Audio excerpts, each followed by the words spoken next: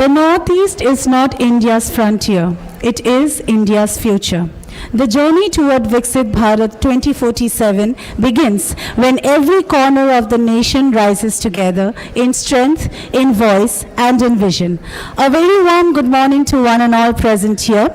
With the spirit of progress and inclusivity, I, Ms. Lucy Boro, Assistant Professor from the Program of Psychology, Assam Downtown University, will be your anchor for today's inaugural session. And I welcome you all to the two-day ICSSR-sponsored National Conference on Transforming Northeast India towards Viksit Bharat 2047, Opportunities and Challenges. This conference holds immense significance as we stand at a crucial juncture in our nation's journey towards becoming a developed nation by 2047. Today, we have amongst us academicians, research scholars, students, practitioners, and distinguished dignitaries who will share their knowledge, insights, and experiences in transforming India, with special reference to Northeast India towards achieving the vision of Viksit Bharat.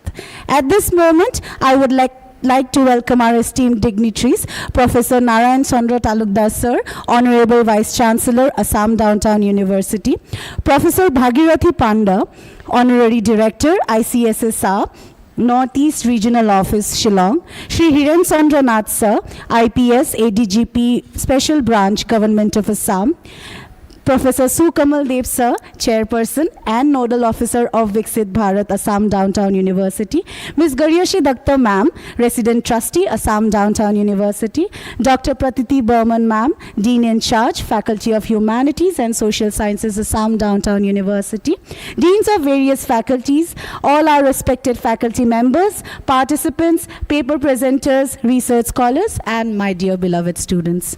Light, as we know, symbolizes wisdom, clarity, and the victory of knowledge over ignorance. At this auspicious moment, let me invite our distinguished dignitaries to come forward for the lamp lighting ceremony to mark the auspicious beginning of this national conference, which will be accompanied by Depostuti sung by Mr. Hirok Jyoti Das, Assistant Professor, Program of Performing Arts, Faculty of Humanities and Social Sciences, Assam Downtown University.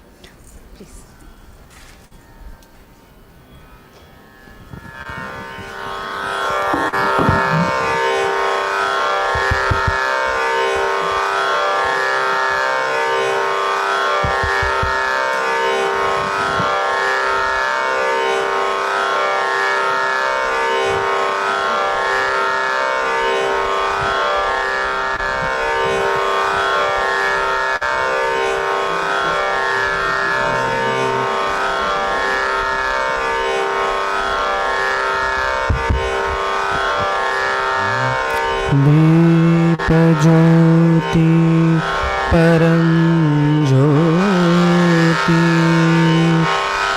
दीप ज्योति जनार्दन है दीप हर तुम्हें पावन दीप ज्योति नमोस्तुते शुभंकरतु कल्याणं आरोग्यं सुखसम्पदः देशबुद्धिविनाशाय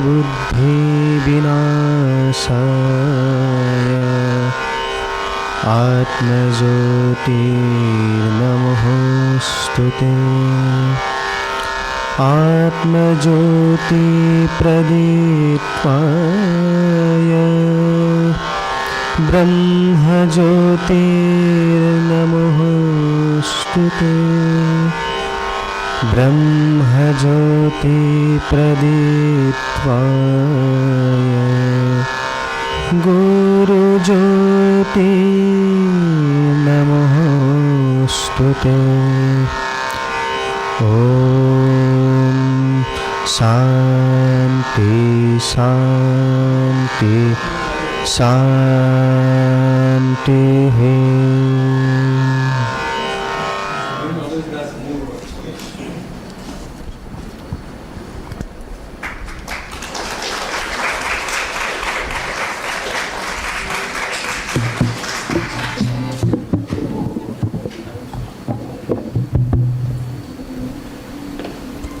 Thank you, everyone. The ceremonial lamp has been lit, symbolizing the dispelling of darkness through knowledge and enlightenment. I would like to request our dignitaries to kindly take their seats on the dais.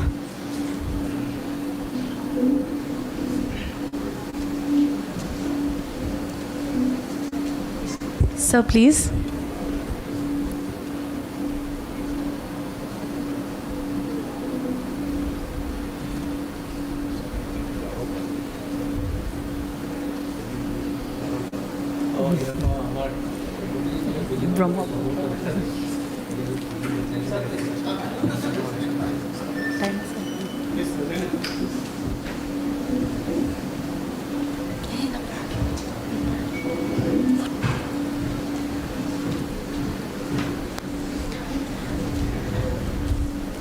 Thank you.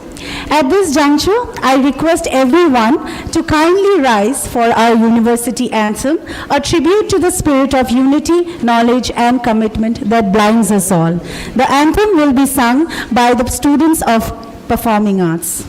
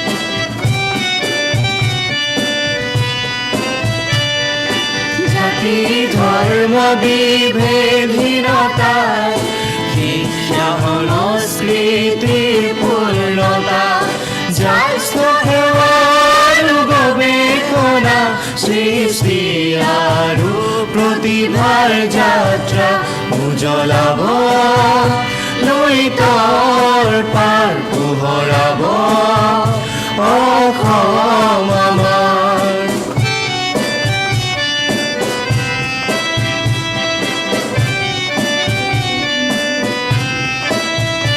উচ্চ সেউজীয়াৰ বুকু জ্ঞানৰ বন্তি জ্বলে উজ্বলি উঠক তাৰে জ্যোতি গতিশীল হৈ বিশ্বব্যাপী ज्ञान है सत्यता की निर्मल वस्तु की हरियाली में हम अपने महिमा से अनुकूलता के साथ रहते हैं। It's an oasis in reality in the serene campus of greenery. We auspiciously color our glory. Downtown University, Downtown University, Downtown University.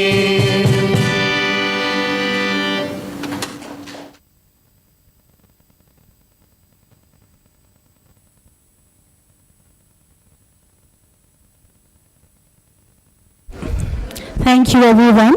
As we proceed with today's program, it is now my privilege to introduce our distinguished chief guests who have graciously agreed to share their valuable insights with us. We have amongst us Professor Bhagirathi Panda sir, who is a distinguished academic currently serving as Professor of Economics at Northeastern Hill University, NEHU, Shillong, and as the Honorary Director of the Indian Council of Social Science Research, Northeastern Regional Center, under the Ministry of Education, Government of India. He has held several important academic and administrative positions at NEHU, including Dean of the School of Economics, Management and Information Sciences and Head of the Department of Economics. During 2008 and 9, he was also on the faculty of the Indian Institute of Management, Shillong, where he led the Center for Sustainable Business Development. An Asia Fellow of the Asian Scholarship Foundation, Bangkok, Professor Panda undertook research and teaching assignments as a visiting fellow at Thammasat University and the Asian Institute of Technology, Bangkok. He has also contributed extensively to public policy through his work with the Ministry of Rural Development, Government of India, as a member of several expert committees on the Mahatma Gandhi National Rural Employment Guarantee Act. In addition to his academic and policy contributions, Professor Panda is the editor of the peer-reviewed journal Man and Society, published by ICSSR NERC, and currently serves as the president of the Northeast Economic Association, Guwahati. I welcome you, sir. I request our Honorable Vice Chancellor, sir, to kindly felicitate our guest.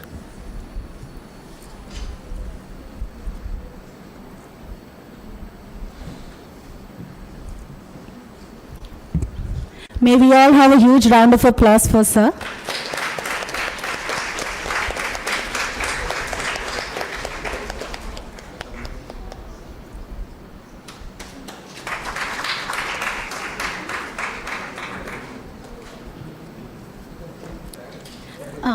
Take this back. ले लो, बाद में ले लो.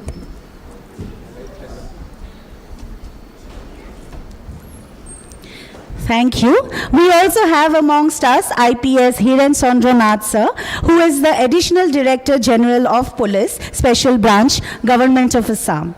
A gold medalist in political science from Guwahati University, Srinath has had a distinguished career in law enforcement and administration. He served in the CBI from 2007 to 2013 and served as Commissioner of Police Guwahati from 2016 to 2018.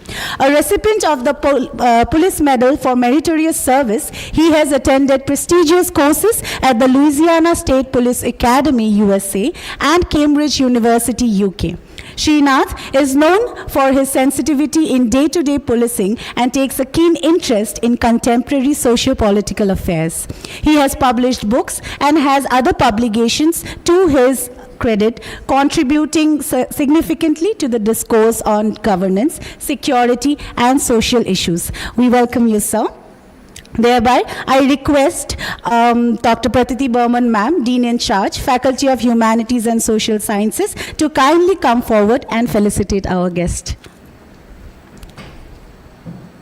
A big round of applause for our esteemed guest.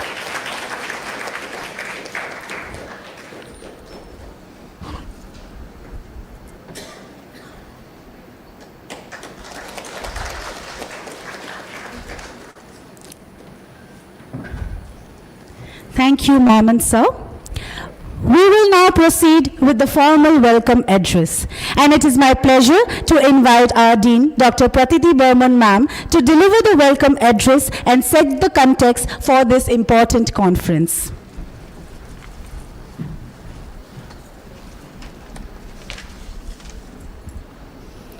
Thank you, Ms. Lucy. Good morning, all.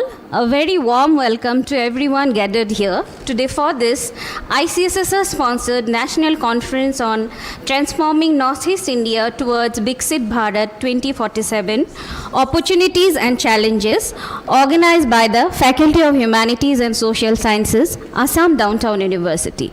The Viksit Bharat initiatives represents a monumental vision of the Government of India, starting the nation's journey towards becoming fully developed country by 2047, the centennial year of India's independence.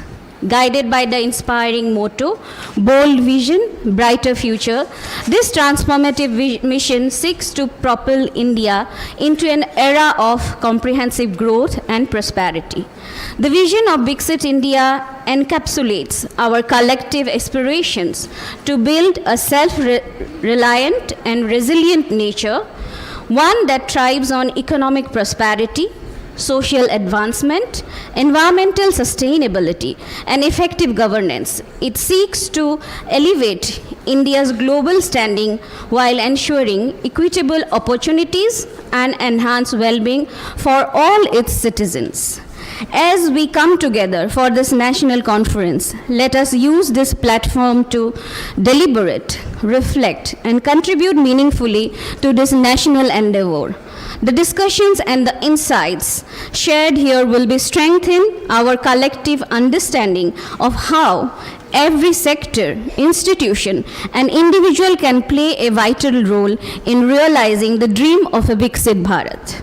I, on behalf of Faculty of Humanities and Social Sciences, Assam Downtown University, once again welcome our Honorable Vice Chancellor N.C. Talukdar Sir, Professor Bhagirathi Panda Sir, Honorary Director ICSSR Northeast Region Office Shillong, Sri Hiren Chandra Nath Sir, ADGP Government of Assam, Professor Sukumal Deb Sir, Chairperson and Nodal Officer, Viksit Bharat, Assam Downtown University, all dignitaries, resource persons, participants, and delegates.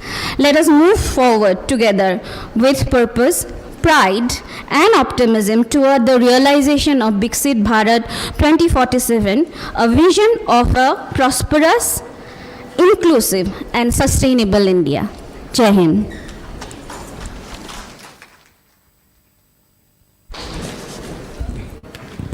Thank you, ma'am, for your warm welcome and insightful words, highlighting the importance of this conference in the context of transforming Northeast India towards Viksit Bharat 2047. We now move on to the most significant moment of today's ceremony. It is my honor to invite our Honorable Vice Chancellor, Sir, to deliver the inaugural address and formally inaugurate this national conference. May I request, Sir, to kindly share his vision and thoughts.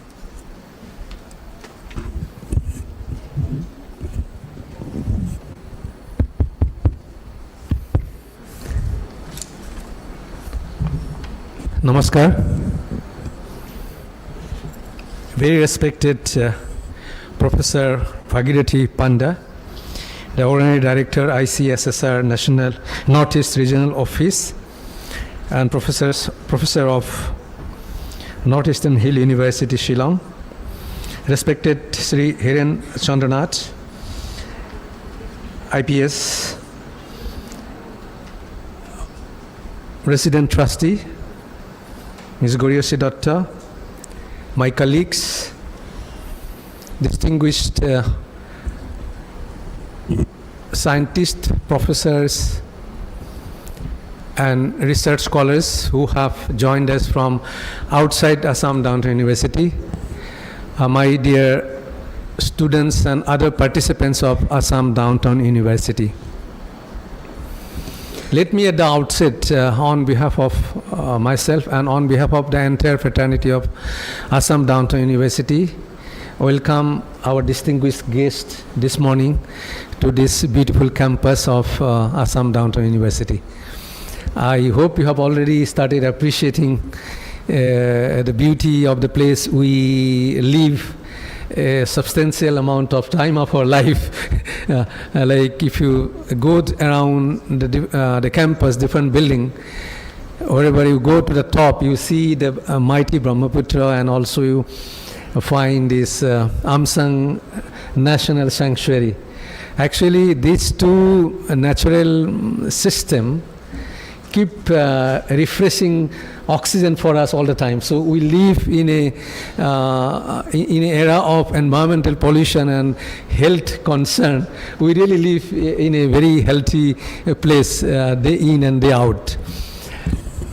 This particular conference has very important, like it's a great significance. We say the contribution of Northeast India towards making the Viksit Bharat, the dream that our current administration, current leadership, government has been very successful in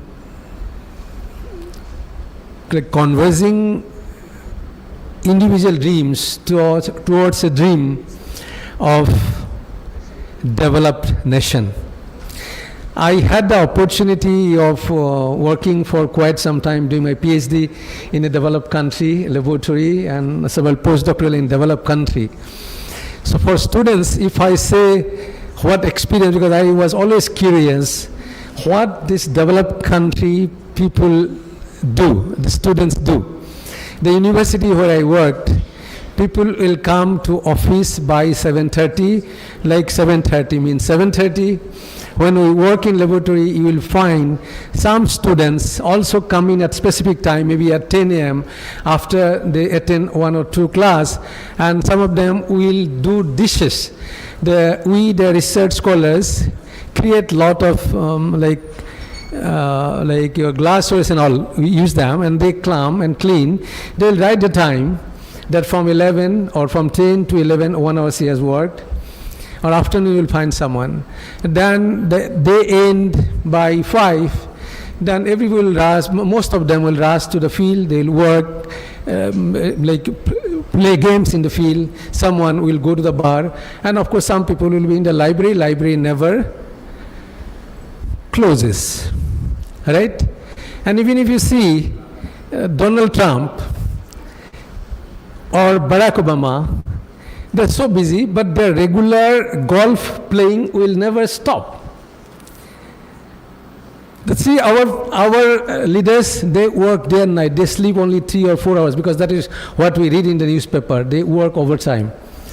So means in developed country, you do your all work. This is what I saw, my personal experience. You enjoy life and you also work. You are on time. But in our country, even our leaders work overtime, no fun time.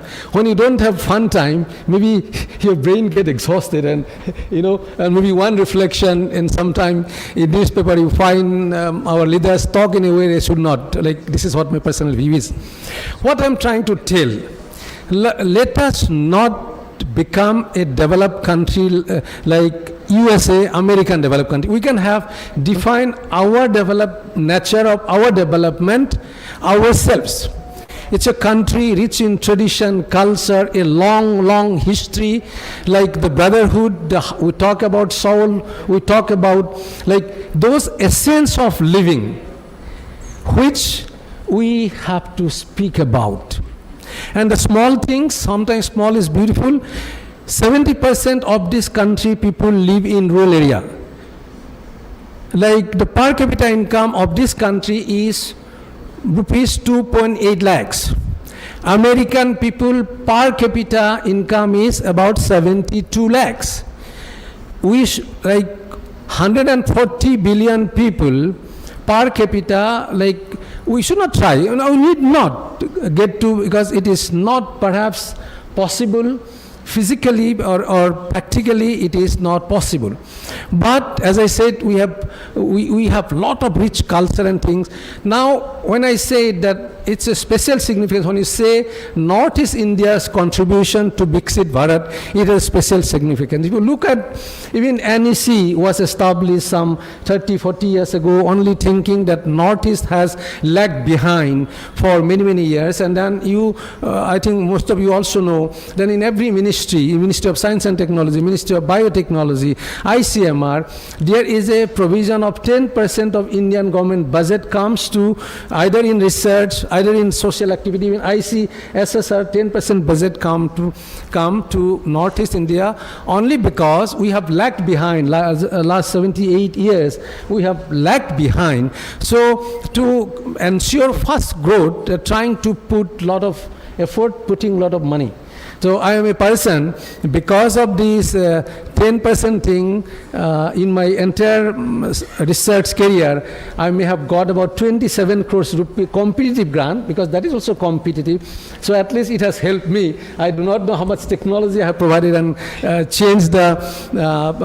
been able to change the real economy.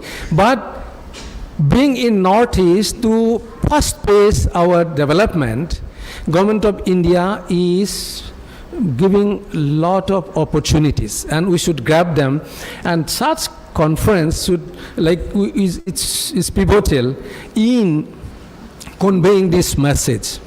Now I won't take a lot of time from you. This university, what we have, it goes towards this making our Northeast economy better. Right at this moment, what we need to do, any development, for any development, we need parameters. What are the parameters we are trying to improve? Now, I already said that per capita income is a yardstick as a measure of development. Right? So, at grassroots, the income level or yearly earning of a family of a village, that can be yardstick. So our university, we're going to soon work in 10 neighborhood village where, because this entire socio-economic system is very dynamic. Those 10 villages, each village may have 100 families, so 1,000 family as of today, or when we go to do the survey work, when we collect data, including all the small and big source of earning money, like many village in Assam will have a pair or two pairs of pigeons selling that they get 400, 500 rupees. They may have 5 ducks. They may have few bamboo bushes selling 20 bamboos. They earn 2,000 rupees because the bamboo cost. So if you put together all the small, big sources of a family income, now this 1,000 family, what is their income level? If you have completed this survey in a 1 month time, at that instant we know what is their socio-economic condition. It's a monetary, you express it in real monetary term. Now, through this survey you also know what are some of the opportunity that can be expanded. Suppose if their current earning is 1.5 lakh rupees in a year, now what we can do based on this survey data, what technology, what strategy we can adopt and train them, guide them to adapt and improve their livelihood in 1 year time. What is our target? From 2 lakhs, if we even can get this increase in their income by 50,000 is more than enough. Take that target. So we're trying to do this 10 village as a live laboratory where our faculty, scientists, students will go, and we really want to understand what stage these villages are, what is in monetary term, what they earn. I am sure that these data are not yet available.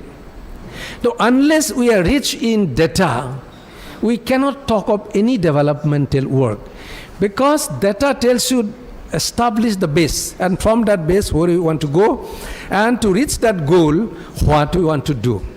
So I believe that this kind of a national seminar or conference helps you or help you realize the importance of data collection, being very meticulous in collection of data, and get to the base of the problem.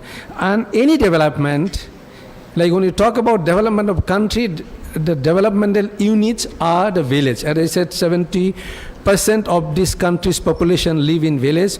So village is our target. If we work that, and we have a lot of advantage. This university or many other university has this advantage of working with the rural people. So I just wanted to share with you the dream that university has set up in terms of contributing to rural economy and making the rural life better. And I hope this particular conference also bring out certain outcomes, certain possibilities that we should work to make this possibility realize. With these words, thank you very much, each one of you, for coming and participating and encouraging us, this university. Thank you very much.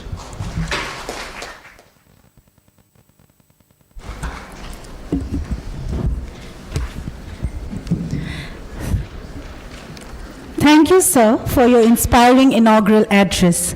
Your vision for the university and your insights on the role of Northeast India in achieving Viksit Bharat 2047 have set a wonderful tone for this conference. ICSSR has been instrumental in promoting social science research across India, and the Northeast Regional Office has played a pivotal role in fostering research culture in our region. This conference itself is a testament to ICSSR's commitment to academic excellence and policy-relevant research. It is now time to hear our esteemed guest of honor, Professor Bhagirathi Panda sir, who is the Honorary Director of ICSSR Northeast Regional Office, Shillong. Sir, I please request you to kindly address the gathering and share your valuable insights.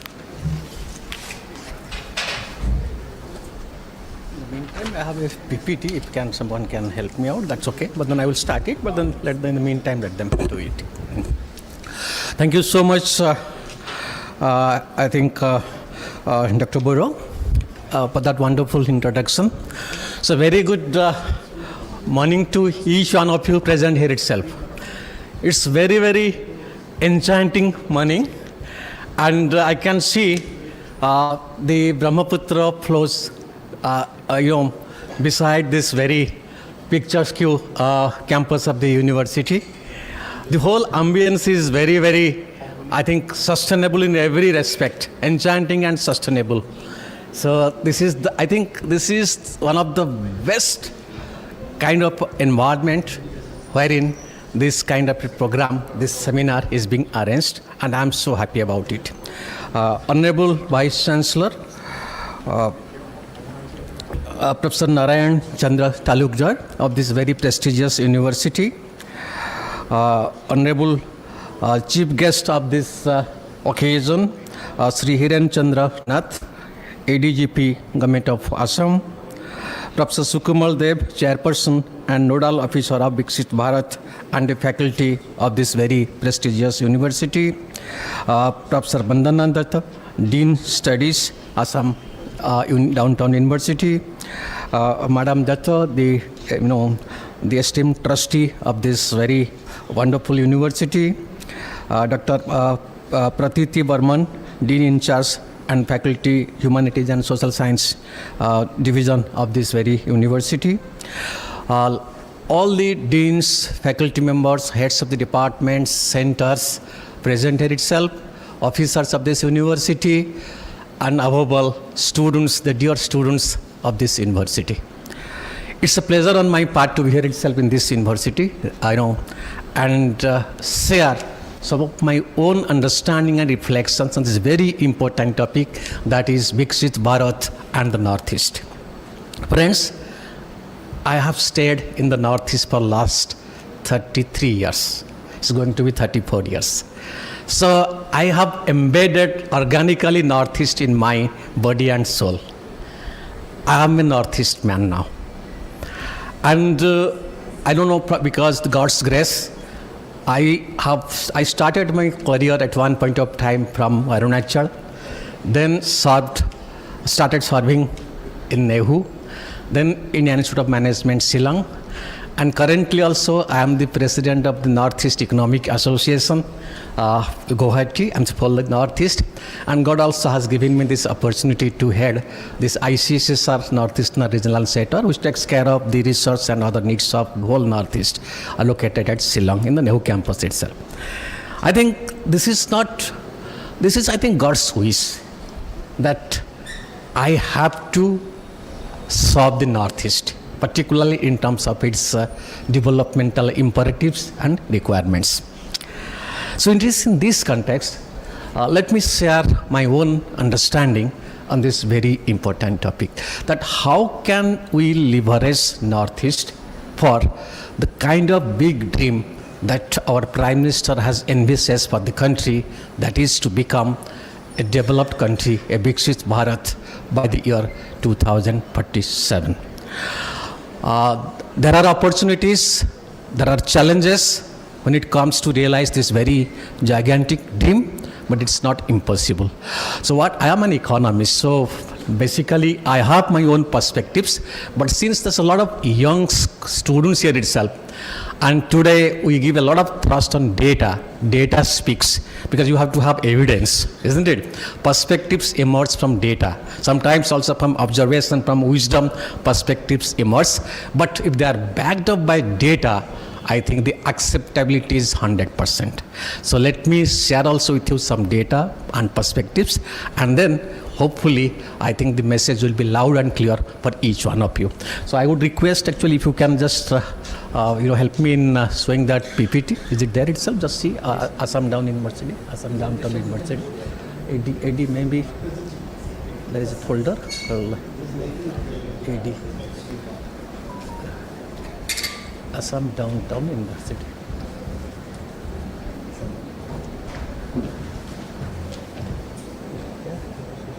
Yeah, this is the one. Yeah. You see seminar? Is it seminar? Just put seminar. Seminar. Will you find seminar? Yes. And then we will have this AdtU. Yeah. So, and that will be next part of last one. Yeah. Yeah. This one? Yeah, that's the one. Yes. And you can make it. Yes. It's coming. It's okay. This one next. Okay. It's coming. Okay. Which one is next? This is next. This is better. Okay. Fine. So thank you, friends. Let's start with. So what basically I'm going to explain and show all of you here itself. I'll give you an insight of the Viksit Bharat and its imperatives, requirements. Then I will try to position the Northeast in the context of that envisaged realization of Viksit Bharat, and with all these, I think the strength, the opportunities that's there itself in the Northeast currently, with the challenges that are there itself that we are going to confront and in fact soldier and then take them on to make this very dream of Viksit Bharat possible. So let's start with that. We all know about, today, I'm just briefly, I'll be very brief, I won't share all these slides, that will take a lot of time.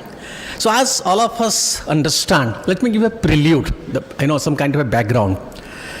I think all our young friends who are present here itself, they would appreciate that you live a time wherein it's India's time, it's Bharat's time. Why is so? We are having the largest democracy of the world, the largest vibrant functioning democracy of the world. We are the third largest economy of this world today, fourth largest economy, I think, in dollar terms, and third largest economy in terms of purchasing power parity dollar terms. Going to be the third largest economy in dollar terms, I think, by the year 2027. And then we are the fourth defense power of the world. And we are the fifth space power of the world, going to be the fourth space power of the world. We have the largest financial inclusion program in the world. And we are one of the best known IT power of the world. So these are incredible achievements that this country has made during the last couple of decades. But that doesn't mean that we don't have challenges. We do have a lot of challenges. Now, our Prime Minister has envisaged that by the year 2047, when we complete 100 years of our independence, we should become a developed country, having at least 30 trillion US dollar economy. Now, in that context, actually, let's position some of the things I will be skipping because that will take a lot of time. See, we are currently, I think all our, when I see this very house is flooded with, is full of the youth, the young friends. Almost more than 90% of the faces that I see here itself, they would be below the age of 25. So currently India is going through a phase, in the development language we call it the demographic dividend. We are currently going through a phase, theoretically, that is called the phase of demographic dividend. Now, This phase, in fact, we started entering this phase technically right from the year 2004-5, and already 20 years have gone by, and only 20 more years are left with. Means this phase of demographic dividend, wherein the working age population in the total population is almost like 70%. This would continue till the period 2055. And India is only country in the world which technically got, I think, this much of a window of demographic dividend.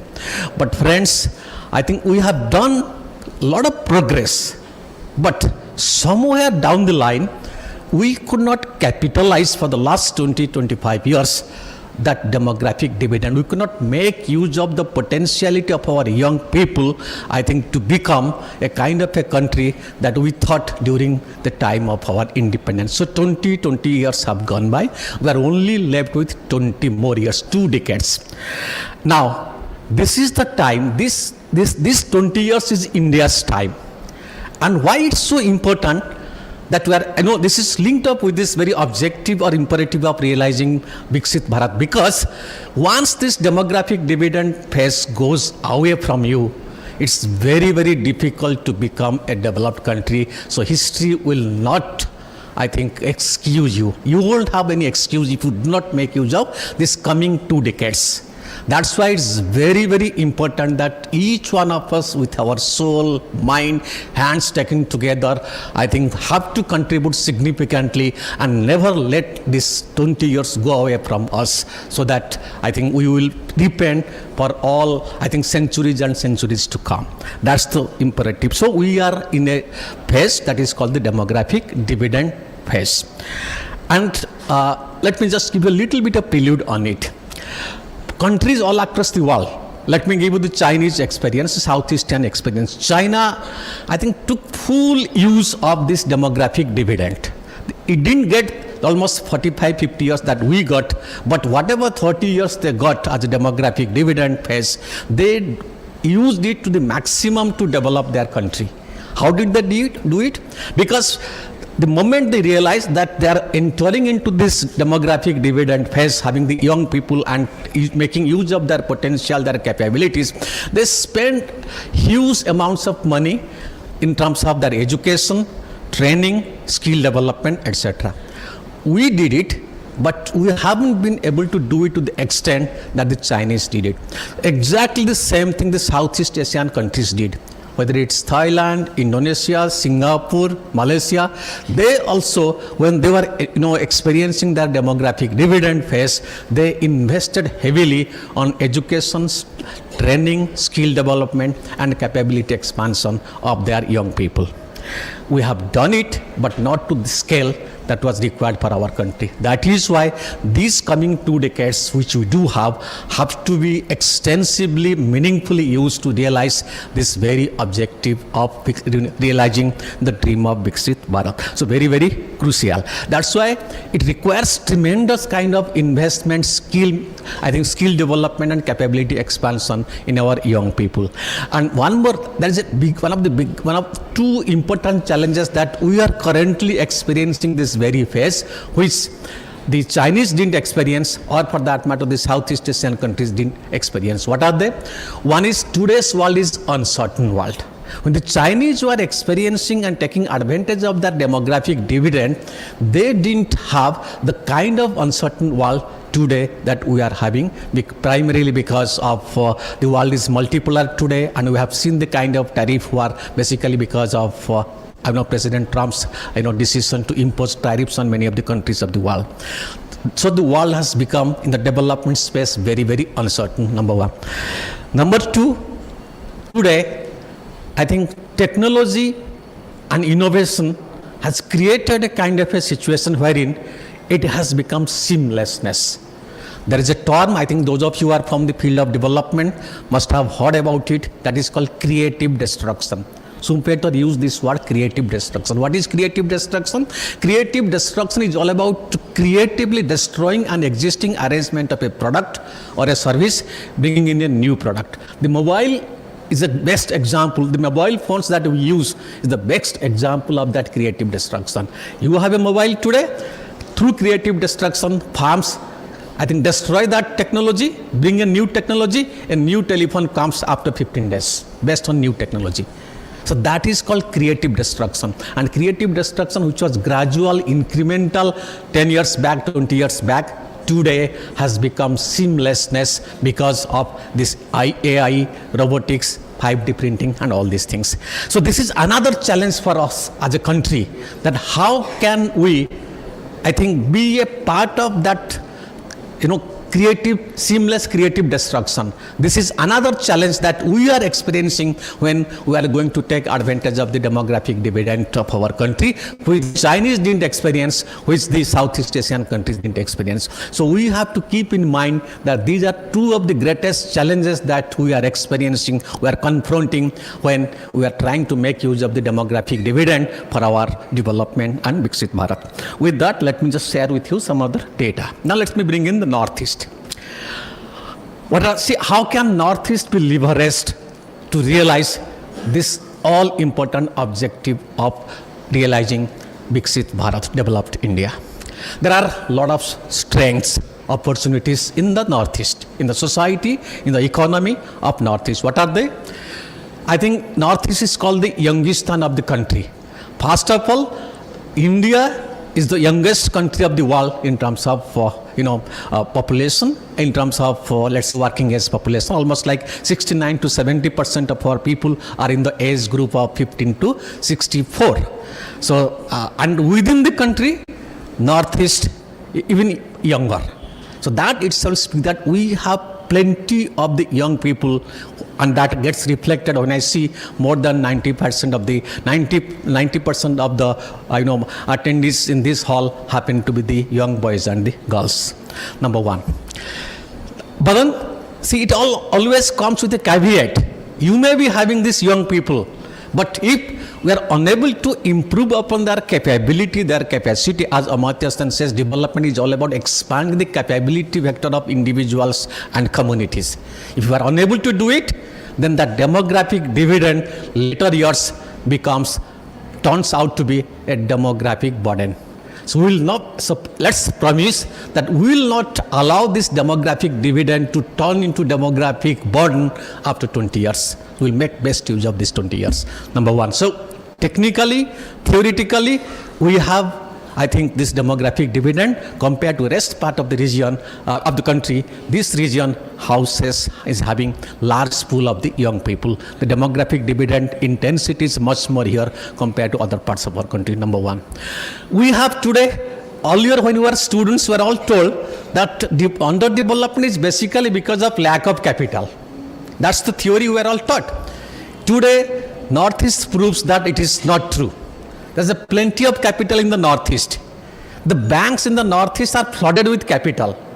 The CD ratio, one of the simplest measure to understand the availability of capital, is called the credit to deposit ratio. What is that? Out of every 100 rupees the banks mobilize, how much they give in terms of loans to entrepreneurs and others. And that CD ratio for the Northeast for the last 35 years hovers around, 34 to 40%. Currently it's around 40%. That means out of every 100 rupees, all the banks taken together in the Northeast, they mobilize in terms of savings. Only 40 rupees is invested in this part of the country. The rest money goes for investment in other parts of the country. So this logic, the argument that there is no capital for investment in the Northeast doesn't hold good significantly. It's basically because that capital doesn't get transformed into investment. That's the problem. So deficiency of capital is not the prime reason for continuity and perpetuation of underdevelopment in this part of the country. Mind it. So capital, we have reasonably good amount of capital in this part of the country. The need of the hour is that how can that capital through entrepreneurial architecture, entrepreneurial arrangement converted into proper investment, helping the economy and the young people to grow in terms of income and employment generation. That's the problem. So we have adequate capital in this part of the country. The labor cost of production compared to many other parts of our country or even outside the country like China, for example, these are all becoming high labor cost economy. So the labor cost of production is comparatively low in this part of the country. There is abundant natural resources, considerable English speaking people, and then we have a geographical proximity with Southeast Asia, East Asia. That's also our Act East policy, basically as a macro developmental strategy, was created to take care of this objective. Then we have emerging educational institutions like IITs, IIMs, NIFT, IIMs, all kinds of what you call national level institutions, institutions of prominence. They have started coming into Northeast. The nature is wild and elemental. You won't get any kind of wild and elemental nature. You can all see here itself actually how you are endowed organically with the best of the nature that can come as a bounty to Northeastern region. This university is a classic example of that, and we all see it sitting here itself. Then we have a strong community base. Many parts of the Northeast, which can significantly be leveraged to reduce, as development economics we call it, reducing the transaction cost of doing business. Then we have a good climate. We have strong potential for domestic consumption. Means the Northeast people, I think they do consume a lot compared to other parts of the country. Isn't it? So we have a vast market here itself. Then our infrastructure is improving now. At one point of time, we are all told that underdevelopment in this part of the country is basically because of lack of critical infrastructure. But today, let me tell you, friends, we may not be having the very best, I think, comparable with the country's average, but in many dimensions, our infrastructure during the last 11 years have significantly increased. Let me give the data from the period 2014 to 2023.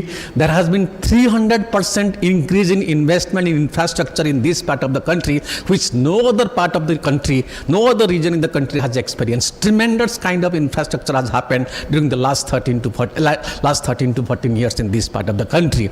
So infrastructure, reasonably critical infrastructure has come up and gets reflected in terms of the roads, the bridge, the kind of railway lines, the kind of the kind of let's say, for example, the sea routes, or for that matter the river kind of connectivities you are experiencing in this part of the country.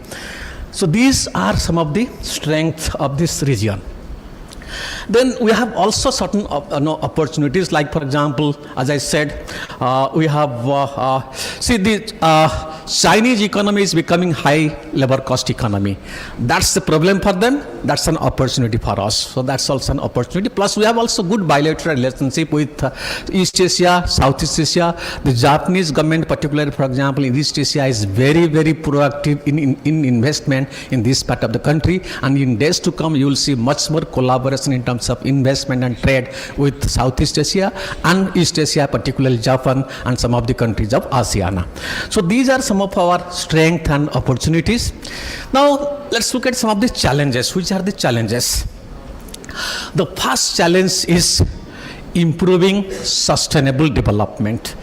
Vice Chancellor Sir was talking about sustainable development, which, as many of you understand, it has 4 important dimensions. Sustainable development as a concept and a practice has 4 important dimensions. What are they? The economic dimension, the social dimension, the environmental dimension, and very recently the cultural dimension. That's today's concept of development is all about sustainable development, and that it has evolved during the last 90 years from singularly being identified with economic growth, that means being income centric. Today it's called sustainable development, which includes all these 4 important dimensions of sustainable. There's not much of time, otherwise I could have reflected upon on each of these dimensions, what they are and what for they are important. So that is sustainable development. And Northeast, let me tell you friends, with the data I'll be showing, I think it's making tremendous progress, but in many of the states in the Northeast are yet to realize the critical sustainable development goals which have been mandated by the United Nations and our country to be realized by the year 2030. things have improved. We are in the path of improvement, but much more acceleration is required. Let me give you the data so that you can all understand how it has happened. Look at, as it says, look at actually, Niti Aayog comes up with a report every year. I think not every year, actually, in intervening years, right, starting from 2018-19 to the latest report of the Niti Aayog on the SDG index has been for the year 2023-24. Now you see, in 23-24, I can see that it's 4 of the states. This is the Indian average in that index is 71. You just look at the last but one column, 2023-24. So for the whole country, this SDG index stands at 71. And 4 of the states in the northeast are above it, and 4 of the states are below it. So which are the states which are below it? You can see Assam, Arunachal Pradesh, Meghalaya, and then Nagaland. These are the 4 states which are below the national average when it comes to the Sustainable Development Index as per the Niti Aayog's report 2023-24. But just look at 19, 20, 2021. I think things have started improving very fast, isn't it? We are coming up. Northeast is emerging, coming up, but still 4 of the states are below the national average. That needs to be taken care of. Now let's be a little more specific. Now look at actually the number of SDG report, SDG Sustainable Development.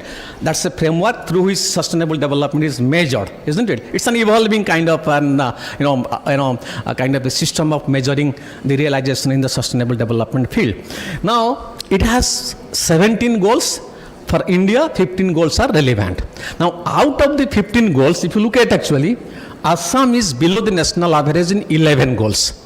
But I'm sure the kind of development that Assam is experiencing these days, I think maybe after 3-4 years, you will see this number will significantly go down and the situation of Assam will very fast improve. But as it stands now, in 11 goals out of the 15, Assam is below the national average. And so is the case for Meghalaya, and so is the case for also, as you can see, Nagaland. So these 3 states are in 11 of the goals out of the 15 are below the national average. A lot needs to be done when it comes to these states. Even other states also, but then specifically these 3 states need to do a lot. Now, let me skip it because there is not that much of time. So, I was talking about this demographic, dividend and also the burden. If we do not take care of the demographic dividend and we see that in our young faces available here, sitting here itself in this very hall, I think we will enter into the demographic burden phase. And it has already started subtle way. As you can see the data, the region also shows evidence of growing elderly population. For example, as you can see, you can say the old age dependency ratio in the Northeast has been increasing since 2001 from 10% to 13.1% in 2021 and is projected to reach at 18.9% in 2031. So if you do not take advantage of this demographic dividend during this coming 20 years, means you are entering into a demographic burden, and history will not excuse you for that. Now, let me give you some other challenges in the front of economic growth. One of the biggest, as I said, sustainable development has 4 important dimensions, primarily 3. Now we are also bringing in the cultural dimension, so it makes it 4. Now, see, the first one is the economic dimension, which is all about income and employment. Now, if you look at actually the growth rate in income, okay, what you call, for example, the growth rate in regional development product or state development product, then what do you find actually during the during this period of 10 years, 2012 to 2022, the CAGR, that's a measure of measuring, I think the growth rate in this part of the country, I think it has been, as you can see, most of the states except, I think, Mizoram, I think, as you can see, many of the states are below the national average. Only Mizoram and Tripura, these 2 states are above. The rest of the states, and the lowest in that category happens to be Meghalaya. The growth rate, CAGR as we call it, is just 1.58%. much below many of the countries of the, many of the states of the country, isn't it? But the silver lining here is that for the last 3 to 4 years, Meghalaya, Assam are experiencing good growth rate in their state domestic products, which has not been reflected in this data because the data, there is a lag always. This data, although it pertains to 2020 up to 2022, 23, 24, 25, things have improved and that have not been yet captured properly by the data collecting agencies. Maybe after 2 years, 3 years, you will see significant improvement in this growth rate. I'm optimistic about that. But as it stands, a lot needs to be done on the front of growth. That is all about the income dimension. We have to create more of income. Now look at, just transpose that in terms of what you call the per capita income. Vice Chancellor sir was talking about the per capita income. Now you see here itself, except Sikkim, see that horizontal line is the Indian average. Anything above that is better than India. Anything less than that, below that line, I think is less than Indian average. Now here you see only Sikkim and little to some extent Mizoram. These 2 states are above the national average. Rest of the 6 states are below the national average. So that you can see 6 of the states are below the national average when it comes to per capita consumption. Okay, per capita income.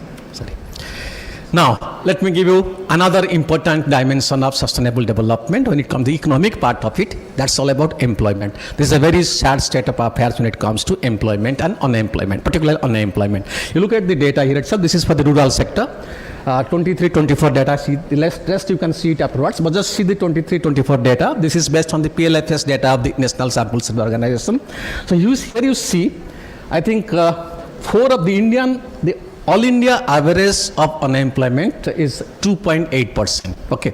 Now look at all these northeastern states. 5 of these states are above the national average. Who are they? Arunachal, Assam, Manipur, Meghalaya, and Nagaland. Nagaland is of the highest unemployment rate in the rural sector. So 5 of these states are having more unemployment rate compared to the national average. That means unemployment is a big challenge in the northeast. This is in the rural sector. Let's look at the urban sector. Now look at the urban sector here. Here also 5 of the states are above the national average, and the worst is Meghalaya, having almost like 14.5%. The rate of unemployment that urban Meghalaya is experiencing is, I think, phenomenon. Needs to be substantially reduced.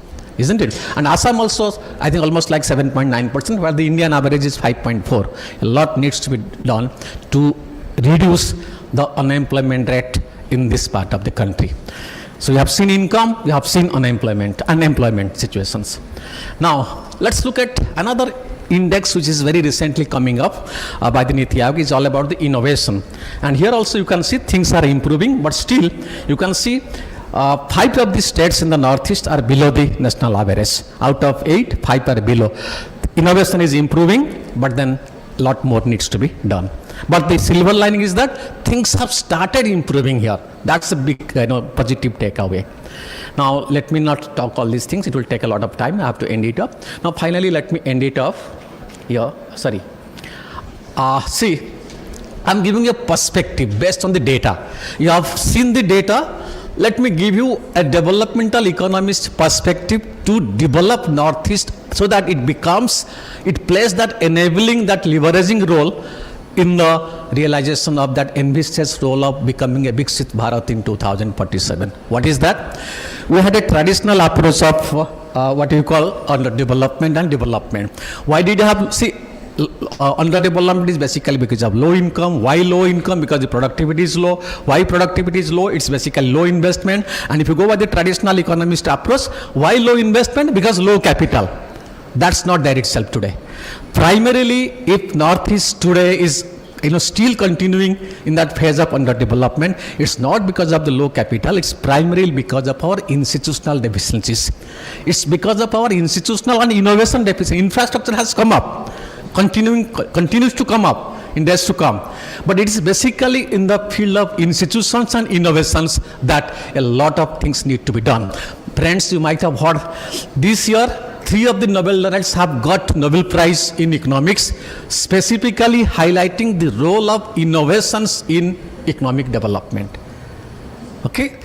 And previous to that, year before this year, three economists got the Nobel Prize for working on the role of institutions in economic development. So institutions and innovations are very, very important, and they're exactly true for the Northeast.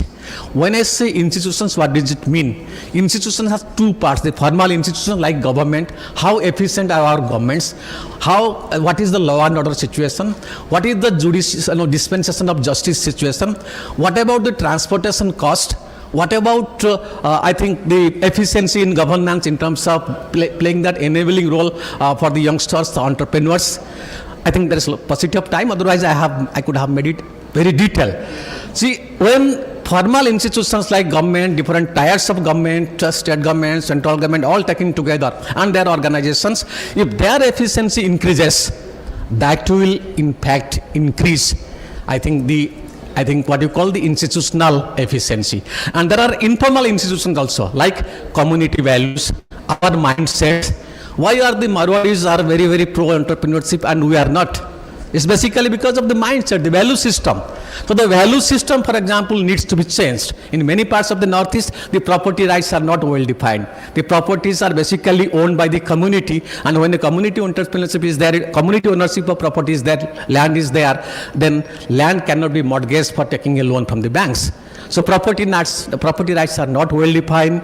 The transaction cost of doing business in Northeast is much more than other parts of the country. The cost of negotiation of contracts in business is much more in the Northeast compared to other parts of the country.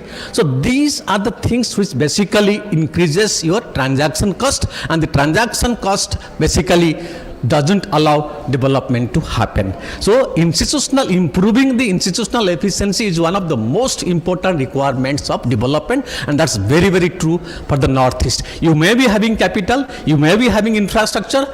If your institutional efficiency is not there itself, you may not get that kind of desired result in development.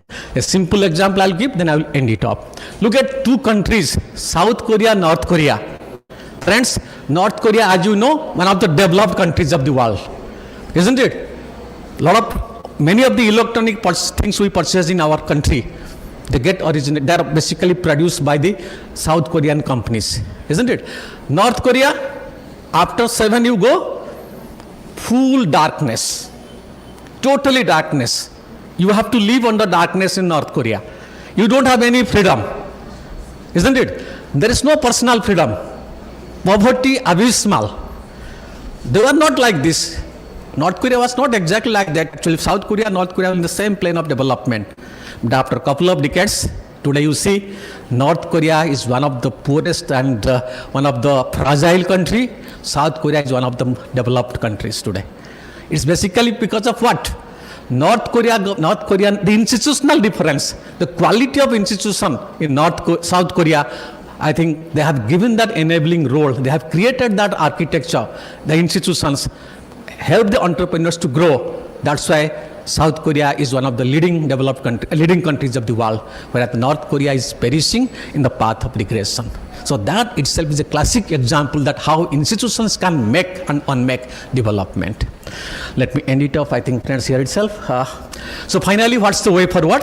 As I say, we have to significantly invest in our human capital, particularly training, skill to take care of this AI and all those things coming up. We have to also significantly reduce the transaction cost, as I have said. And how do you do it? To reduce the transaction cost, there are 4 important establishments in development which work for development. The government, the market means the private sector, the community, and the recent one happens to be civil society. As it exists today, all these 4 important establishment spaces in development, they run parallel to each other. Now what development requires is that to realize sustainable development and to be a part of that important ambitious journey of Viksit Bharat, Northeast requires that all these 4 important stakeholders, government, market, means public sector, private sector, community and civil society should converge wherever possible. So a critical convergence amongst these four sectors is very, very vital to realize reduction in transaction cost, increase institutional efficiency, make use of the capital for investment and develop Northeast the way it's required to contribute to that envisaged goal of Viksit Bharat. Let me end it off here itself, friends, with just citing one line from, I think, Tagore, the poem. Tagore says, certain statements that he had given. Tagore says, I think this is all about very contextual because we live in the present. Everything that we have to do it in this present. This present is very, very important. What he says, when you were born, you cried, the whole world rejoiced. When you were born, you cried, the whole world rejoiced. Make it a point that when you die, the whole world should cry and you should rejoice. When you die, the whole world should rejoice, the whole world should cry and you should rejoice. If you can make it happen, then we can become a Viksit Bharat and Northeast can be an important contributor in that envisaged journey of Viksit Bharat. Thank you so much, friends. Thank you so much. God bless all of you.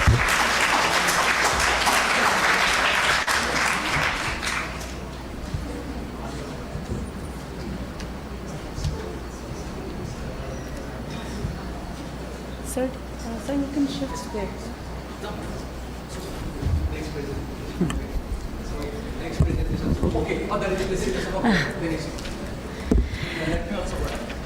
Thank you, sir, for your enlightening address. Your perspectives on economic development, social science research, and regional transformation are invaluable for all researchers and academicians present here today. Distinguished gathering, we are also deeply honored to have Shri Hiren Chandra Nath, IPS, ADGP Special Branch, Government of Assam, as our chief guest today.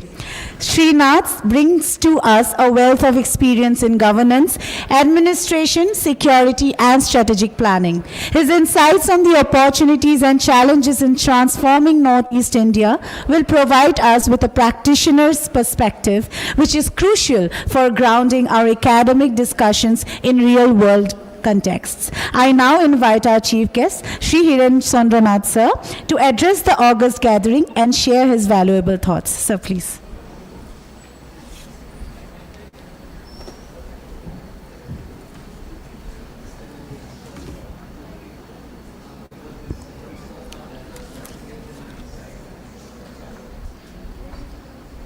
Professor Narayan Chandra Talukdar, Vice Chancellor of the University, Professor Bhagirathi Panda, Honorary Director, ICSSR Northeast Region, Dr. Pratiti Barman, Faculty of this University, Ms. Goriohi Datta from the Directorate of this University, Professor Sukumal Deb, Chairperson and Nodal Officer of Viksit Downtown University, very respected faculty members of the university, invited guests, and my dear students. Professor Talukdar and Professor Panda have very nicely explained all these things. The prospect of transforming India as well as Northeast India to be a developed country in 2047 and what will be the prospect and challenges.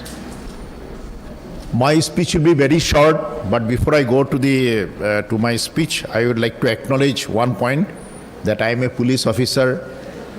Every morning, my good morning starts with only how many accidents last night, what are the crimes, how many criminals caught, how many militants caught, and all these things. And being a policeman, you know, every phone call brings only negative things, nothing positive. As Professor Talukdar has said, that something positive should be in the life to make you, fresh and so that you can have a very healthy life. But for a policeman, It's a luxury to having a very positive thing. And when there is positive thing, nobody bothers to call the policeman. When there is something negative only, then you either remember Mr. Hirennath or Professor Narendatta. The doctors and professors, doctors and policemen, always when you are in trouble. So Professor Datta is a symbol of doctors only, that's why I am saying. This morning, it was definitely an honor for me. I thank Downtown University Authority and especially Professor Sukamal Dev for pulling out me of my negative, lifestyle every day. And amidst these intellectuals, amidst the professors, amidst these very bright faces sitting in front of me, and it's an opportunity for me to express my mind. I will not go to the academics too much because I was not prepared for a structured lecture. But as you know, for Viksit Bharat, Northeast India provides a very big platform. Initially, it was look east, then came the act east, that simply if you are looking at the east, it will not work. You have to act east. Present government, central government made it a point that every minister should visit Northeast India at least once in a month. Honorable Prime Minister, most probably because I count this thing, I keep records, I think it is more than 30 times he visited Assam and Northeast India. All the ministers, almost every month they are visiting, they are giving lot of importance, and there is also reason behind it. Because if we cannot develop the nooks and corners of the country, it will be very difficult to have a balanced development for the country. As the Honorable Prime Minister has mentioned in the last DGIG's conference, that the area which we say that this is the corner of the country or the last village of the country should be actually the first village of the country. And it remains the efforts of the government. Northeast India gets the first sun rays in the country. A very interior village in Arunachal, this is the first village, first part of the country which gets the first sunlight of the day. So the Prime Minister says that why we should say that this is the most remote village of the country. We should say this is the first village of the country. So to develop the country with that direction, our mindset, our views, our perspective for development should be totally changed. Then only we can have a fruitful result. Assam, Northeast or per se Assam has lot of potential to contribute to the development of the country. Just we were discussing, as Professor Panda has said, the demographic composition, the ethnicity, food habit. I was talking to one of the management person who were, training up stewards and flight attendants in the country. So I said, why so many girls from the Northeast? They said that they take only 25% of our effort to make them a flight attendant because they come up with some of the ready-made things, manners and etiquettes, very good at their looks. They know this thing, how to greet a person. Very easily they can pick up the English. Very easily they can pick up the hospitality. So whereas for a girl from other parts of the country, they might be having many other virtues, but for flight attendants, we always prefer the girls from the Northeast because inborn qualities are there. So human, Professor Panda has mentioned, human qualities, natural resources, flora and fauna. Not only people are special, you will find the animals, flora and fauna, which is available only in the Northeast. The nature is given. Mother Nature, if you think that Northeast or Assam is the beautiful spot somewhere in the face of the whole Mother Earth. One-horned rhino, golden langurs, many you can. Different varieties of butterflies. Now, many scientists will be there, they will be knowing better. As a policeman, I should not lecture all these things.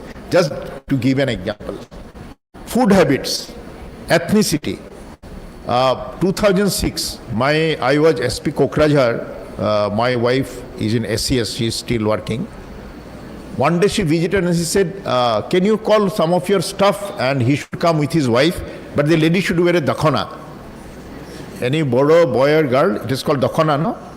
I said, why dakhana? Well, no, I want to know how they wear it. It is so tidy, so fit, and both the hands are so free. I feel like if you give a sword, they can do war also.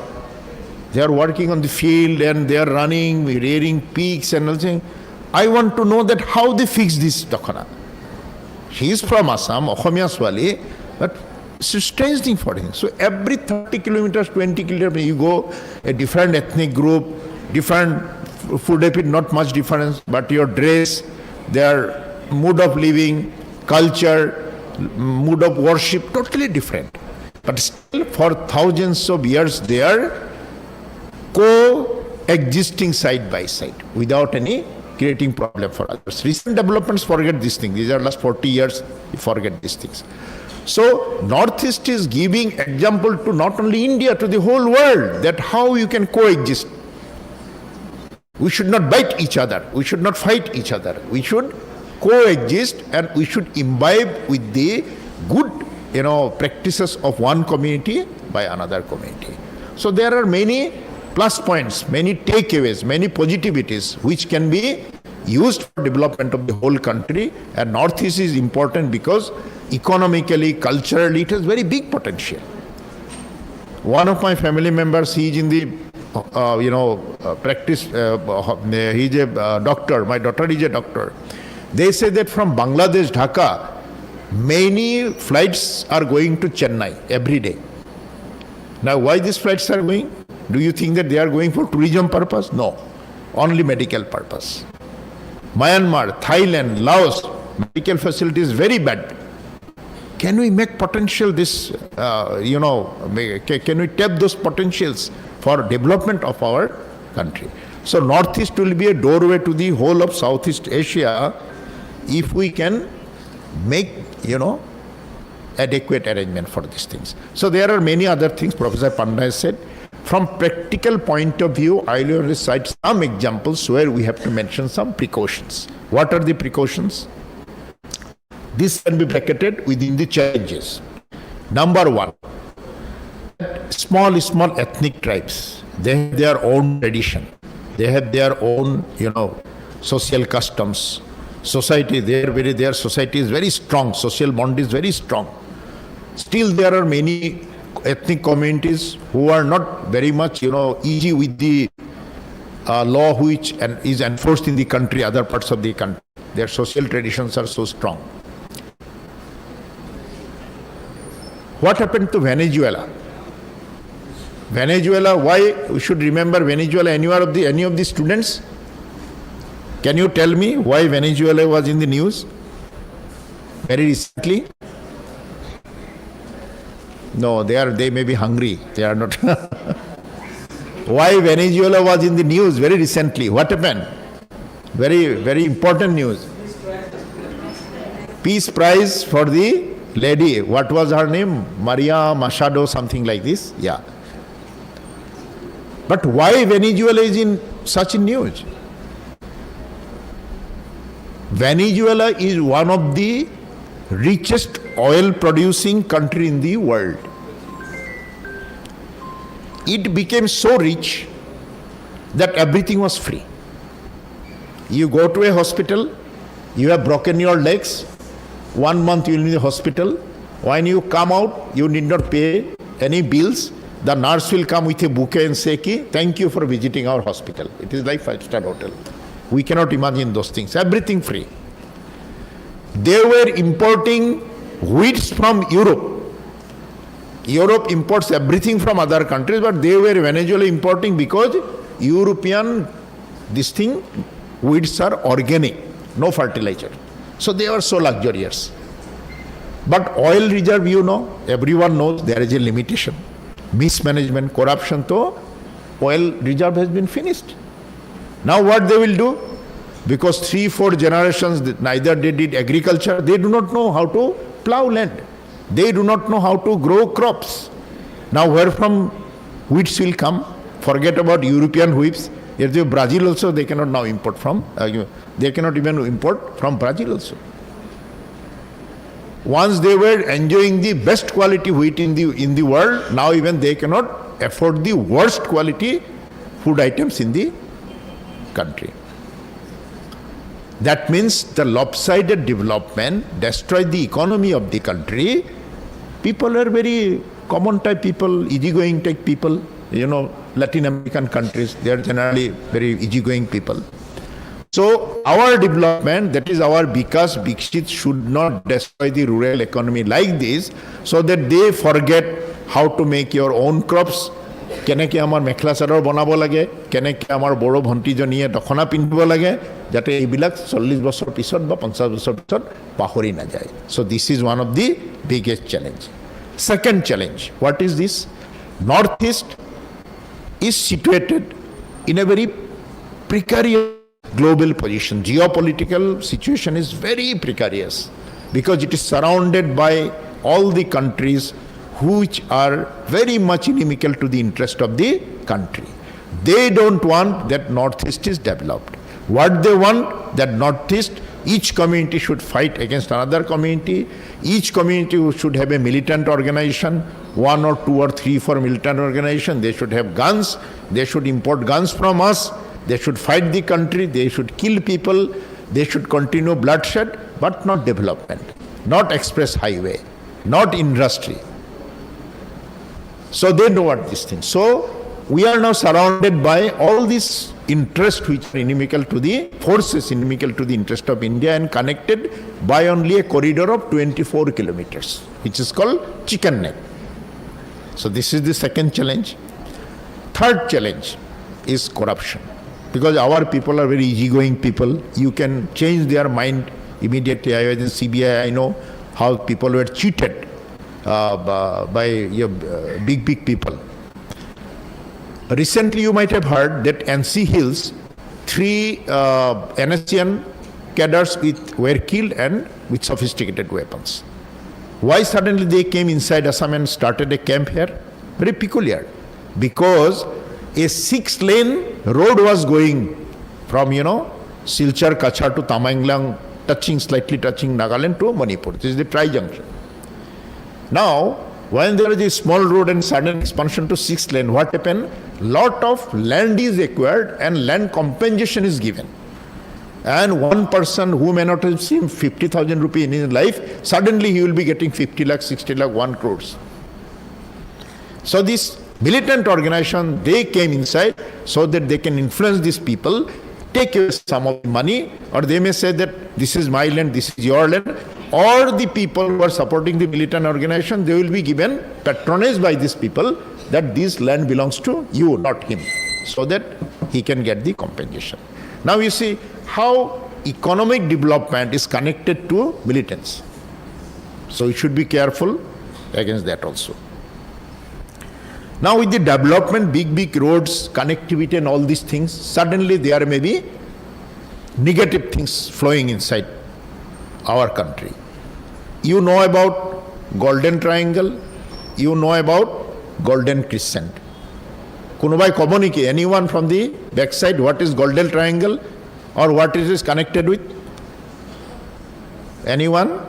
I don't know why it is called Golden Triangle. It should be a dark triangle. It is the actually drug center of the world. There are 2 very important drug centers of the world. One is Golden Triangle, which is Thailand, Laos, and another country, I think, Cambodia. Cambodia. Another Golden Crescent is Afghanistan, China, Pakistan, and parts of Iran. So it is very near to the Golden Triangle. So when there is a small road, there is restriction. Every time you have to permit. Still this smuggling is there, but when you make a 8-lane road and lot of connectivity and all these things, then there will be a free flow. And in the southeastern part of the country, world, for tourism, many government or society, they, give some unethical things for attracting tourists. Our tribal brothers and sisters, they are very vulnerable to these modern things. So we should be very much careful that with this expansion, with this development, all these bad negative ideas does not come inside our territory, and they do not destroy the age-old, fabrics of the ethnic society. Then we have one of our own enemy. It is called Assam is the land of lahe lahe. Sob bostu lahe lahe hobo. Just today I was discussing with Mr. Talukdar. So many institutions are growing, being established, but they don't survive. Problem is, they do not have vision. Very limited idea. All of talk pocket of some money. Even Dr. Panda also understands Assamese, so there is no problem. Mrs. she can speak Assamese also. So all of talk we start lot of things. Transport business, beauty parlor, this departmental store. But suddenly we find after 2 years or so it is gone. Something else has come. We cannot survive. No, everyone is not like Professor Datta that he will be from downtown hospital to downtown this thing university and gradually expanding. খুব কম মানুহে এইটো মানে এই যেটো mental tenacity যেটো লাগে the vision you require that is not there. আৰু হ'ব পইচা অলপ আছে কিয় যাব লাগে তো যেটো প্ৰফেসৰ তালুকদাৰে কৈছে মানে 1 ঘন্টা গল্ফ খেলিব লাগে কিন্তু দেখিব গোটেই দিন গল্ফেই খেলি আছে পইচা কেইটামান হোৱাৰ পিছত. So your, all your enterprises and everything, your factory, your industry, everything gone with the wind. So this lahe lahe pura ami atori ahibo lagibo. So these are some of the things actually I wanted to highlight from practical aspect, and definitely sometime when I get time again I will be very interested to come before you and discuss some of the things. Today I will not take much of your time. And thanks a lot for inviting me, the Vice Chancellor, the proprietor, and especially Dr. Deb for inviting me. Thank you so much.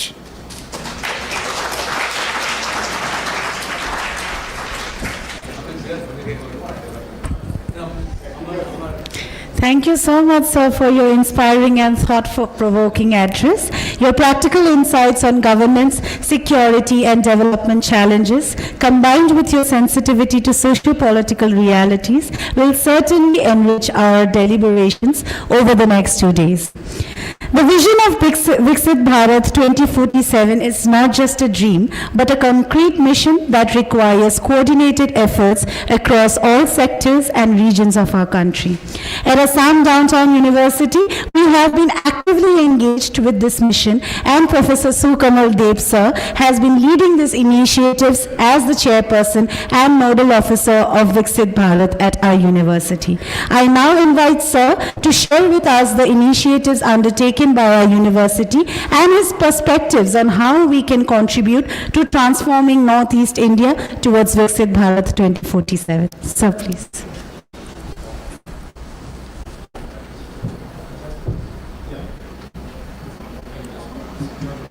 Thank you very much for this opportunity to speak before you. Standing up here, seeing beautiful scene through the window pane, I again remember that Northeast is a rainbow country. It is diverse, colorful, mysterious, when seen through parted clouds. It is one of the richest geographical units of the world. I am thankful to Assam Downtown University to give me an opportunity to speak with you. Learned Vice Chancellor Professor Talukdar,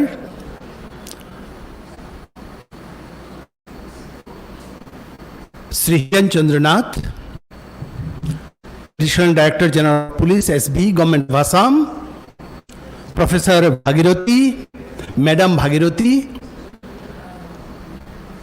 Madam Gariyashi Datta, Dean of Humanities, Social Science, all learned professors, faculties, and most beloved, the students who are sitting here.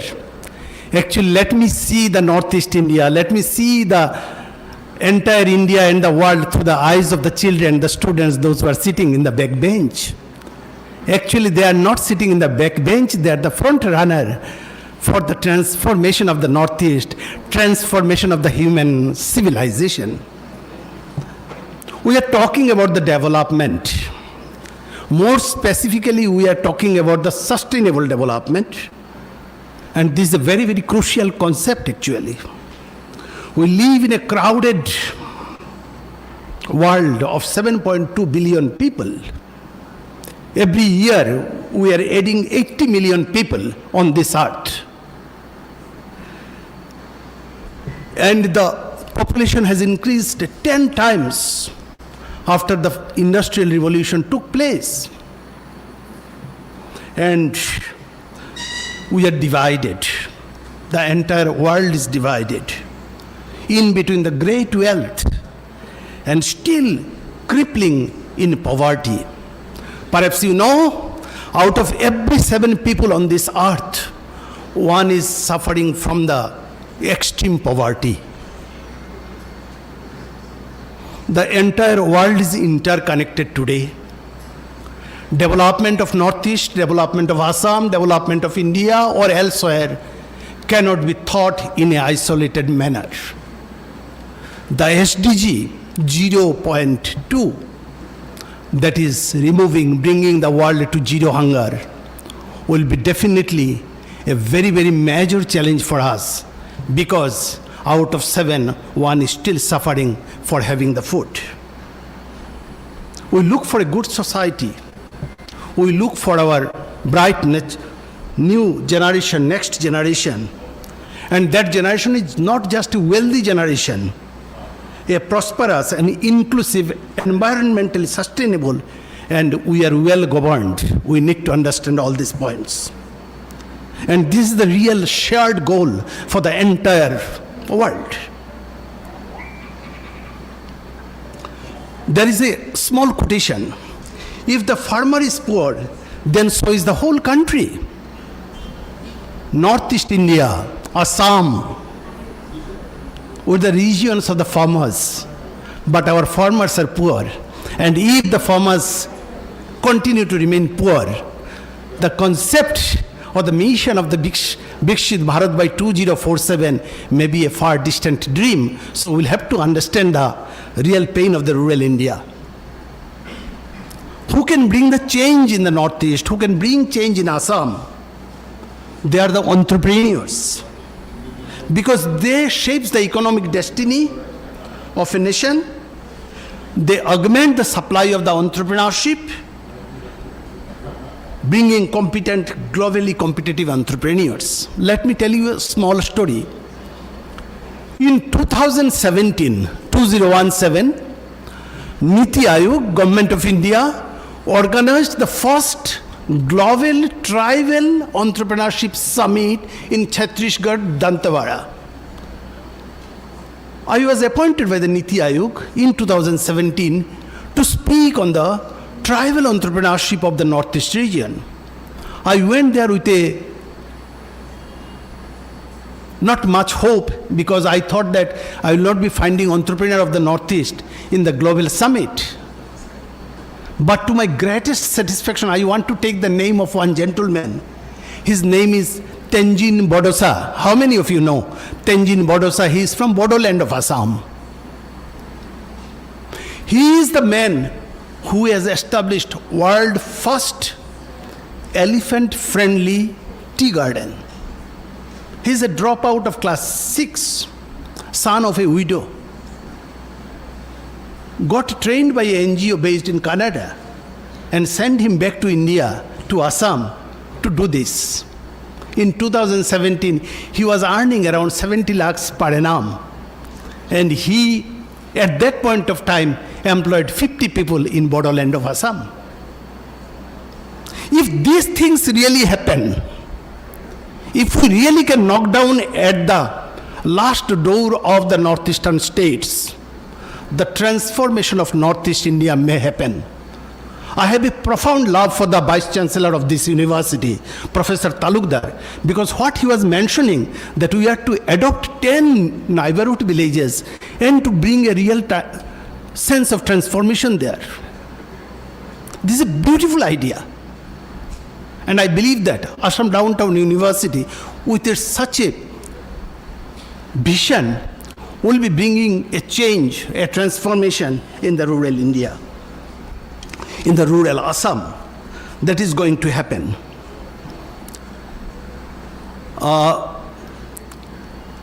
Hiran Nath sir was talking about the girls in the flights. I want to give a similar example. I stayed many of star hotels, five-star hotels when I was in Government of India, serving as the regional head of the Northeast region in the Ministry of MSME. For God's sake, I cannot believe the girls and boys of the Northeast India are serving. They are in such a huge number, you will not believe. Once it happened, I was in Bangalore in a very big hotel for a national conference. When I entered the place to take food, I found 90% of the boys and girls are serving there are the Bodo boys and girls. I started speaking with them in Assamese, and I was so thrilled that, oh, this is represented. During 2018, January to 2020 to December, I was working in Assam as a head of Northeast region. 6 lakh youth, I tracked this, 6 lakh youth of the Northeast region came back to their own states because of the COVID pandemic. Everyone was saying what is going to happen. I said, no, this is the brightest sign for the Northeast region. We are the proud owner of these 6 lakh boys and girls who are going outside without much qualification. They're the school dropouts, 5, 6, 7, 8, class 10 fail, but they're earning, sending money. 100 crores a day comes to India at that point of time from this as the reimbursement of their salary for their families. I'm giving the example not from any copy. These are the senses what I developed when I was working in Northeast. And I can give you some examples. Once I was taken to a place, maybe 70 kilometers from Mongoldoi, to a remote village. A boy who was working outside Assam has to come back. And when he came back, he established a designed carpentry unit, receiving financial assistance from State Bank of India, 7 lakh of rupees. I arranged 3 lakhs of rupees as subsidy from Government of India. And he set up a CNC fast decorated carpenter's unit, employing people there. These are the people who can transform Northeast. The lofty speeches and big knowledges will not change the Northeast India. We need to work at the grassroots level. We are talking about the Atmanirbhar Bharat. 70 women in the outskirts of the Guwahati city were given financial assistance to set up Agarbatti unit and they are all tribal women. And why it is so, let me just give you a statistical data. Every day in India, we are consuming 14.70 metric ton of agarbatti. Every day we burn this much of agarbatti. And less than 50% of agarbatti is produced in India. Rest is coming from Vietnam and China and other countries.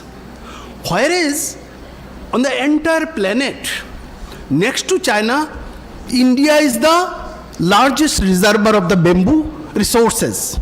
And 60% of the bamboo comes alone from the Northeast India, Assam, Meghalaya and other states. So what we can do? You know, the bamboo sticks are the major raw material for making agarbatti. And this can employ lakhs of women especially to these small scale industries. We need to take an initiative for this. We need to work like this. There is a village called Halmara or Shalmara in Majuli. This village has 541 families. I'll just stop now. 541 families, and out of these 541 families, 486 families for the generation from the time of Shankardeva, Bhagavan Shankardeva, they were doing the pottery activities. They make the potter's items. but they do not have any instrument. They do not have any equipment to do that. And on an average 6 months, their village remains submerged with the flood water of the river Brahmaputra. In 2018, under my leadership, my team initiated a project. We brought the skilled person all the way from Maharashtra, Nagpur. We brought machineries from Nagpur, automatic machineries, and we gave them training for 1 month, and after that they started making potter's items on an electrically operated machine. The day I went there to distribute this machine, around 27 motherly women, they all are above 70 years of age, they show me their nails. None of them have their full nails because they always do the molding of the clay. Because of this, they have lost this. And all of them were crying, saying that after the passage of around 70 years of Indian freedom, no government official has reached to this village to understand them, to feel them. My dear friends, here lies the key of the transformation. If you are to transform India, if you are to transform Northeast, reach out to the 40,750 villages. We have 40,750 villages in Northeast India. And every village has a message for you. You need to reach out to them. That will be the transformation. I remember the story of Niru Kolita. Niru Kolita is from Nalbari. Her house was 14 times submerged by the river Brahmaputra, because she cannot buy a plot of land to construct a house at a safer place. This message came to us. In 2021, we procured a plot of land in a safe area. We constructed a small house for her, and now she is a artisan. She weaves and she spins the traditional cloth. Let me pay my homage to Konika Talukdar. Miss Konika Talukdar from Nalbari, widowed just after 2 years of her marriage. This lady struggled like anything, setting up vermicompost unit. Today she has employed more than 50 women and men in that village, and the entire village has been given a kind of motivation so that they can do small vermicomposting unit in their house. And all these vermicompost are collected in her place, in her factory. It is packed under the brand name of her. She received the national award last year. These are the works we tried to do. Education does not make any sense unless you do not forget your roots. Our roots are villages. 70% of the population of the Northeast remains in villages, and more importantly, 77% of the women, rural women, remains in Northeast India. There is a difference of 7% because the male counterpart moves out to the urban areas in search of their livelihood. We'll have to understand them. We'll have to work for them. In the month of October, this October, I will be ending with this message. We initiated project in 2021, sending the bamboo saplings from Assam to Rajasthan to convert a arid land of 25 acres of land. The United Nations Land and Drought, they posted on X this month that this is a kind of transformation was taken place. This was taken under the leadership of the Ministry of MSMEs people and me in the Northeast India, and this has been recorded by one of the real achievement by the United Nations. So these are the things we need to work for them. We need to understand how we can make the change. We need to read the story of a better India. The other day, we all enjoyed and celebrated the Diwali. But the biggest message that I read on Better India is that one gentleman, his name is Mr. Seth Moirangtham. He is from Manipur.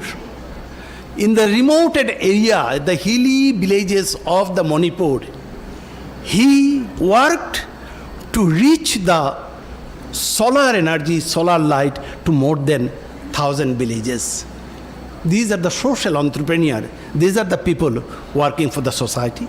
I am grateful to the management of the Assam Downtown University and in very specific way to the learned Professor Vice Chancellor for giving me the responsibility to act as a chairman for the core committee on transformation of Northeast India towards Viksit Bharat.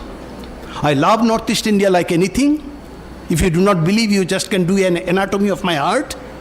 The Northeast lives in my heart, and I think that the Assam Downtown University will be doing a wonderful job in its own way in transforming the rural Northeast, rural Assam, and definitely we are going to do that under the able guidance of the management. With this, I am extremely grateful to you.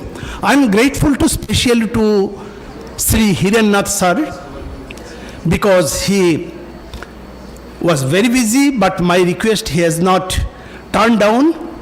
I look forward that I am going to take you in other places also, as I told, and we will be working together. Thank you very much.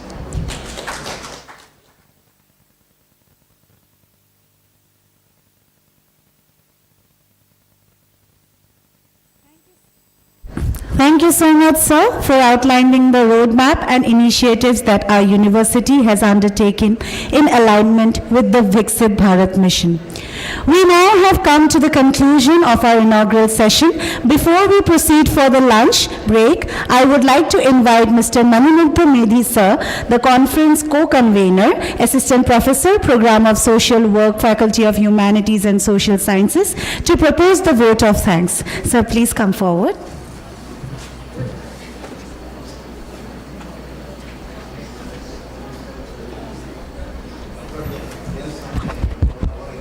Thank you, Lucy, madam.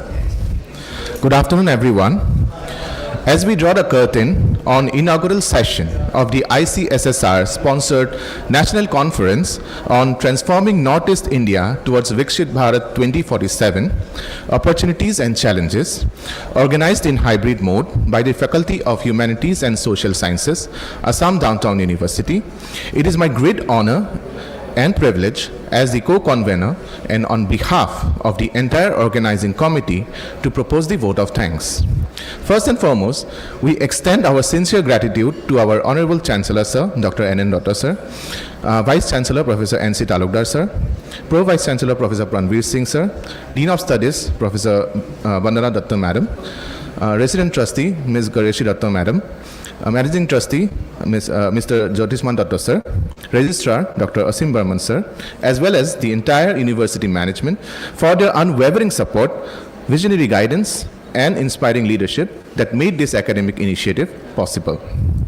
Our deepest appreciation goes to our distinguished dignitaries, Professor Bhagirathi Panda, Honorary Director, ICSSR, Northeastern Regional Office, Shillong, Sri Hiren Chandranath, Additional Director, General of Police, Special Branch, Government of Assam, and Professor Sukamal Dev, Chairperson and Nodal Officer of Viksit Bharat, Assam Downtown University, for gracing the occasion with their esteemed presence and for their insightful addresses. Your words have truly illuminated the vision of Viksit Bharat 2047 and provided valuable perspectives on the opportunities and challenges in the Northeast India. A special word of thanks to our Dean, Dr. Pratiti Burman, Madam, for the warm welcome address and for the constant encouragement and dedicated coordination throughout the organization of this conference. Our heartfelt thanks to all speakers and delegates for both offline and online for your active engagement and scholarly contributions. Your insightful discussions and thoughtful exchanges will greatly enrich the academic discourse of this event. We also acknowledge the contributions of all the faculty members, staff, student volunteers, technical teams, and IT support whose commitment and cooperation have ensured the smooth conduct of this event. Finally, our heartfelt thanks to all the delegates and participants for your presence and enthusiastic participation. Your involvement truly makes such academic gatherings meaningful and vibrant. Let us conclude this inaugural session with renewed inspiration to continue our collective journey towards knowledge, collaboration, and nation building. Thank you all once again.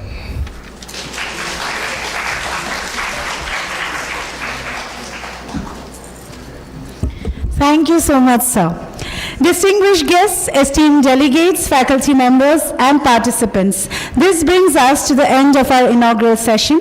We have had the privilege of hearing from distinguished personalities who have shared their insights, experiences, and vision for transforming Northeast India towards Viksit Bharat 2047.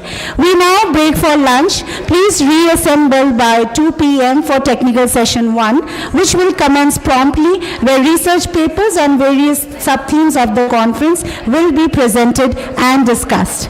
Thank you all for your attention and active participation.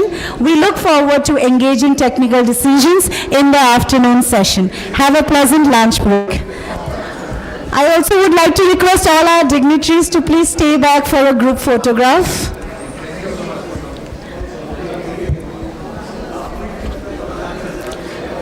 Aditya sir. Sir, may we please request you to stay back for a group photograph, ma'am, please. Sir, group photograph.